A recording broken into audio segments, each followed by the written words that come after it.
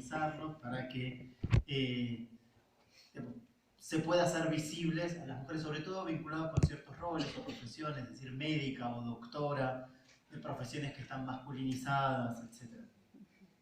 Quien inició los estudios en sexismo, digamos, sobre sexismo lingüístico, es una autora que se llama Robin Lakoff, que ella, digamos, una de las premisas sobre las cuales se desarrolló su investigación es la que sostiene que el cambio social no es producto del cambio lingüístico, sino al revés.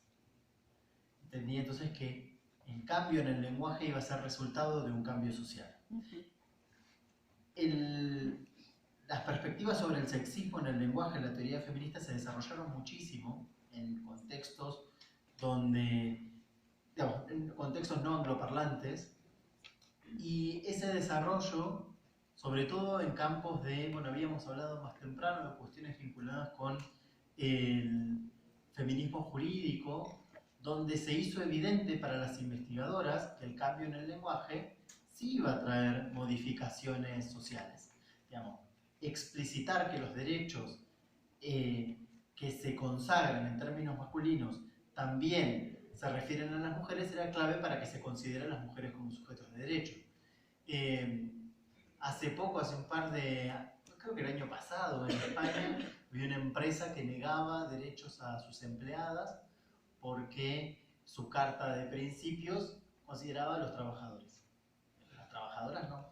Entonces no le negaban derechos. Entonces, en ese caso, en ese contexto se ve muy claro que el cambio lingüístico efectivamente se traduce en cambios sociales. Pero bueno, nos desplazamos respecto de las premisas con las que se inauguró el campo.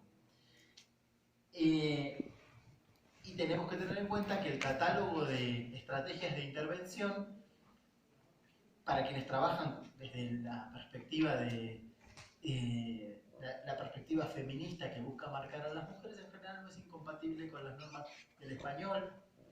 Quizás por una cuestión de economía del lenguaje se tiende a impugnar el uso de la barra o decir todos y todas, pero digamos, no es incompatible con el español.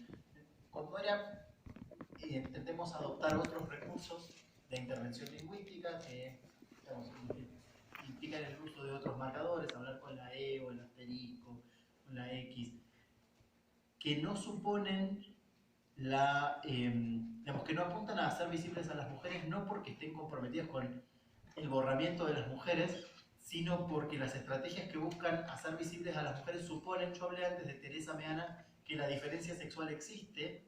Esto es un problema para la teoría queer y los estudios trans, quedará claro, y hay que hacerla visible mediante el lenguaje.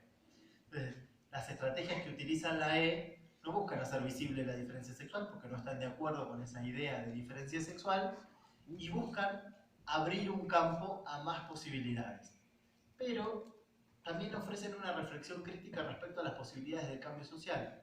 Y esto yo creo que es pertinente, porque en muchos casos se tiende a incorporar la X o la E sin revisar los criterios de participación.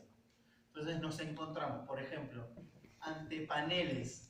Vieron que hay como una crítica de los all male panel, una crítica feminista, bueno, son todos varones hablando desde cuestiones de aborto hasta, no sé, política internacional. Bueno, es necesario incorporar mujeres al panel.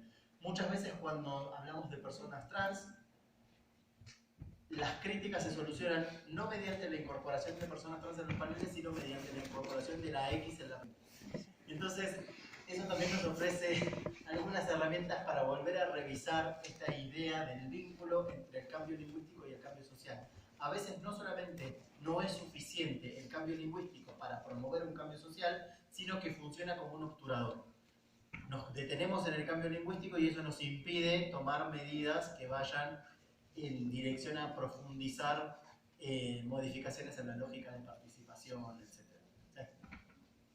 Sí. ¿Qué querés decir?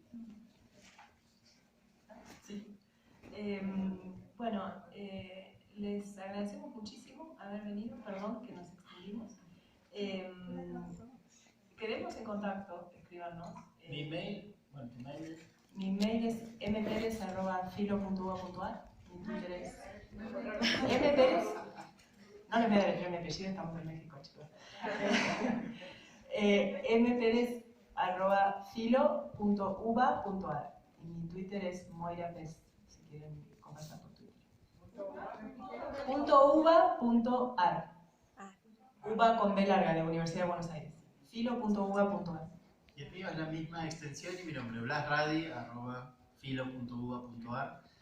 Hay trabajos sobre políticas del conocimiento y estudios trans que no están disponibles online. Bueno, en un caso a menos que lo compren, pero si no lo quieren comprar, me escriben y se lo pasan. Si lo quieren subir, no lo voy a denunciar. Yo no lo puedo subir, pero no tengo problema en mandárselo. Y